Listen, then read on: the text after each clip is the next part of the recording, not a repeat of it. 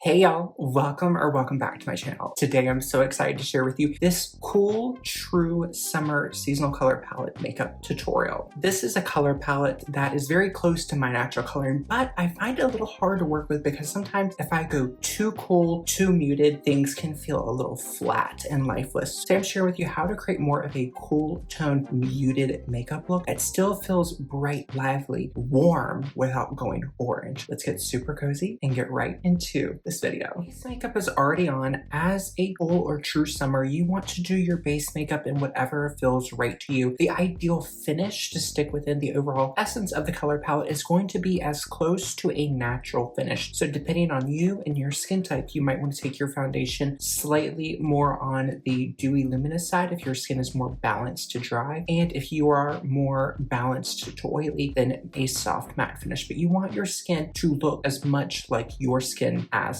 possible. I want to start by adding some color to the cheeks because I find this can really make the biggest difference with a cool true summer makeup look. And with cool true summer, since it is a lower contrast makeup look made up of cool undertoned colors, it can be a little tricky because if you add too many deep dark shadowy tones, it can drain the life from the skin. So we want to add life and vibrancy to the skin to create the illusion of warmth. That way things still feel bright and fresh. I'm going to start off with my cheek colors. These are two permanent shades of the NYX Buttermilk blush in a little duo from Bridgerton. I'm going to start off with this deeper shade, which is called For the Butter. For the Butter is going to be a more deep, rich shade, and I am going to use this to add gentle structure and warmth. So I want to start further back on the cheek. Use a light hand and fluffy brush. This is a Harmonious powder brush, and I want to use this on the back half of my cheek between where you would place like your bronzer contour, but we are going to go on the cheek versus under the cheek because this is to add gentle warmth. And you can see one side to the other, it's adding a very subtle amount of warmth. And with this shade, I want to be a little bit more sparing because you can see here, got a little heavy handed. So I'm just going to take a clean brush and blend this out. For most other looks, this step is where you would use something like a bronzer. But for cool true summer, a bronzer doesn't really align with this palette because even a cool tone bronzer could pull too warm or too neutral for someone who is purely cool toned. So we want to use these more rosy shades that emulate the effect of like blood flow, vascularity in the face. It's going to create a really lively, brightening look and add that effect that you would get from adding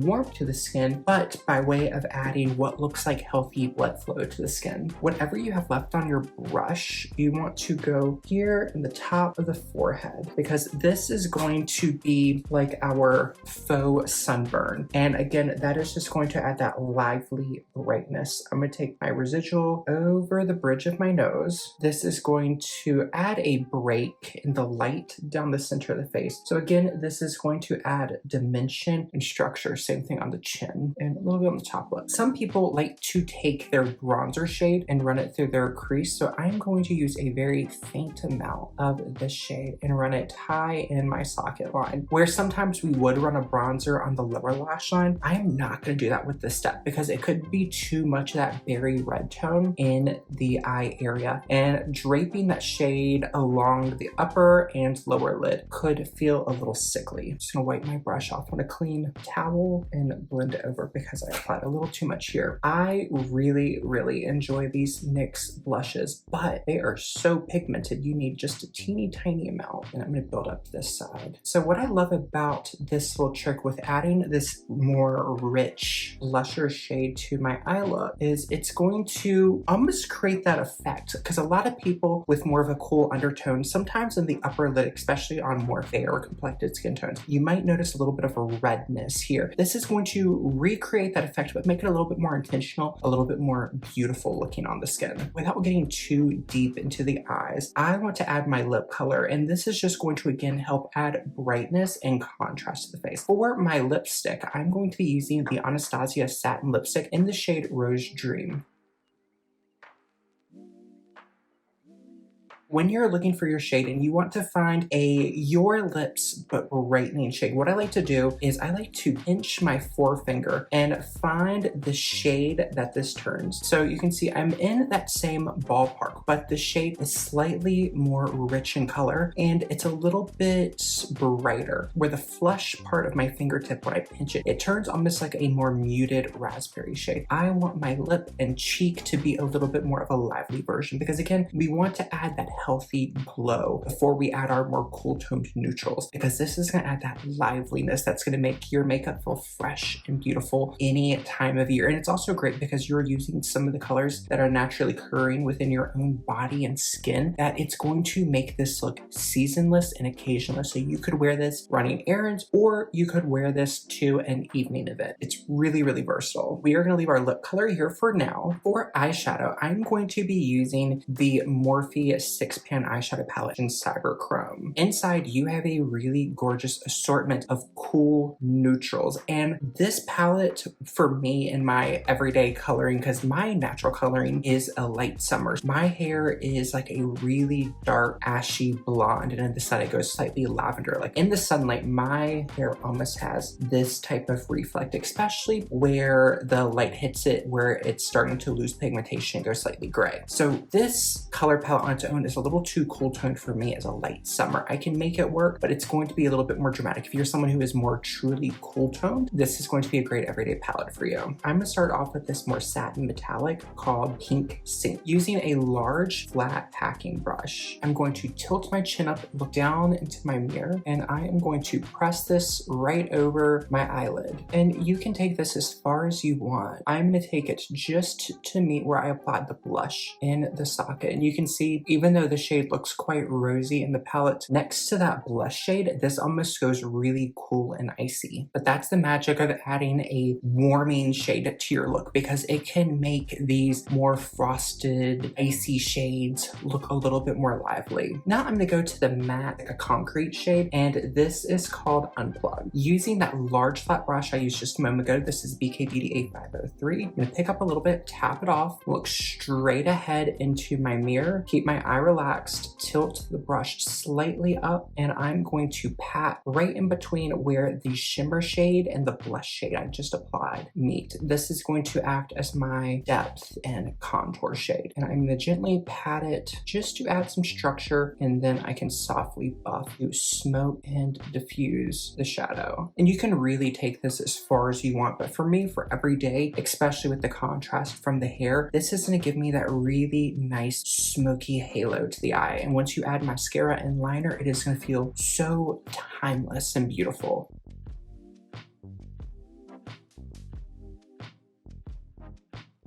Add a little bit of structure to the eye. I'm going to use the Maybelline Tattoo Studio Gel Pencil, and this is in the shade 901 Intense Charcoal. I want to have a small brush on hand. This is a rougher number 23. It's a teeny tiny little pencil brush. Look down. I'm going to take my pencil and just gently dot right at the roots of my lashes. And you can do your liner in any fashion that you enjoy, but I like to keep it more so here on the outer half of my eye, and then just gently start shaping it into a little bit of an elongated shape, and then I'm going to use my small brush and smudge those little dots together.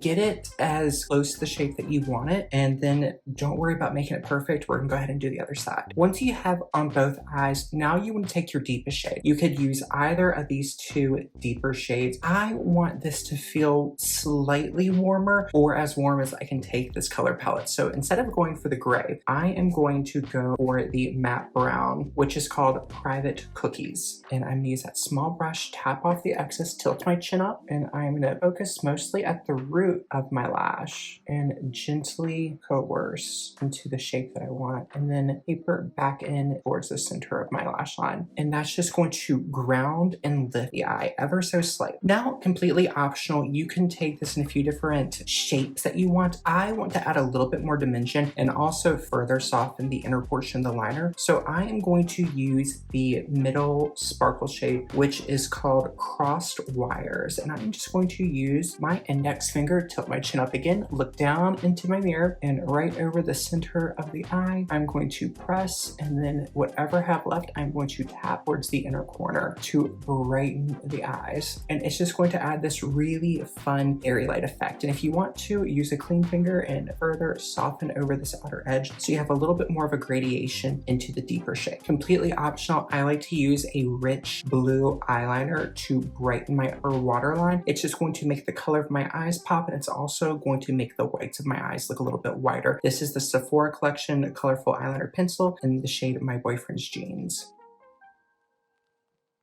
To finish off the eyes, I'm going to curl my lashes. And then you could use a classic round mascara if you want to. You could even find a gray, like from Roman. They have a really beautiful gray mascara. I love to use a burgundy because a burgundy, it's still going to feel a lot more cool toned and less harsh than a black mascara. But the extra little bit of that red purple can really brighten blue, brown, or hazel eyes. It's just a really fun shade that can really make the eyes pop without making it feel too harsh or stark.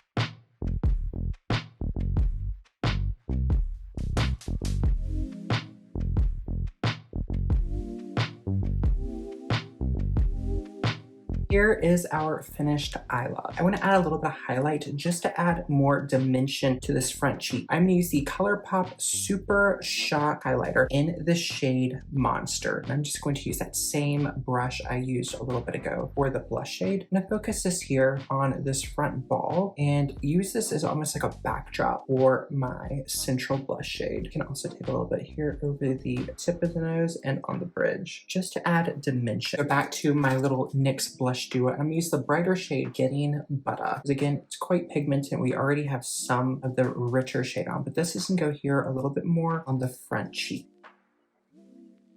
And I'm going to take just a tiny bit right here. And I'm just going to soften and blend this into my cheeks. And when I'm blending, I will stipple and then gently buff down. This is going to pull it into a little bit more of that like boyfriend blush placement, which can just feel like a little bit more of a natural sun-kissed blush to the cheeks. I really love how this lipstick looks, but I want to add just a little bit of definition. I'm going to use the MAC lip pencil in the shade Edge to Edge.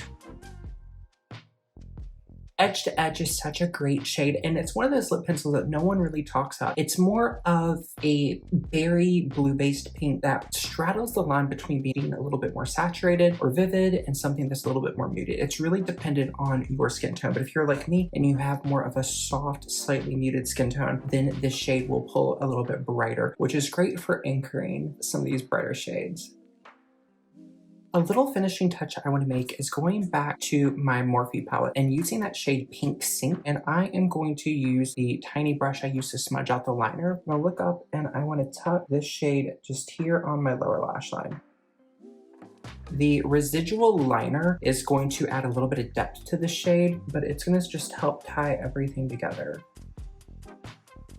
I like to add a fragrance as that can just really pull everything together. For my everyday, something I really like is just a really fresh, dewy rose. The one I pulled is called Pure Grace by Philosophy. This is a really beautiful, fresh rose in neroli. It's like your skin, but better. It's a slightly aquatic rose scent with just a little bit of brightness from the neroli. That is a great one for everyday. The lasting power is about 3 to 4 hours, so it is a little bit more of a subtle skin scent. But if you wanted to spice up for night, say for instance you were wearing this as your day to night makeup look and you wanted to spice up, you wanted to stay within the essence of the cool true summer seasonal color palette, but you wanted to make it a little bit brighter, a little bit more vibrant by way of your fragrance, then may I suggest Kayali's Fleur Majesty Rose Royale. This is a really gorgeous, bright, juicy bouquet. In the initial opening, you get that burst of bright florals. It's a really decadent, highly feminine bouquet of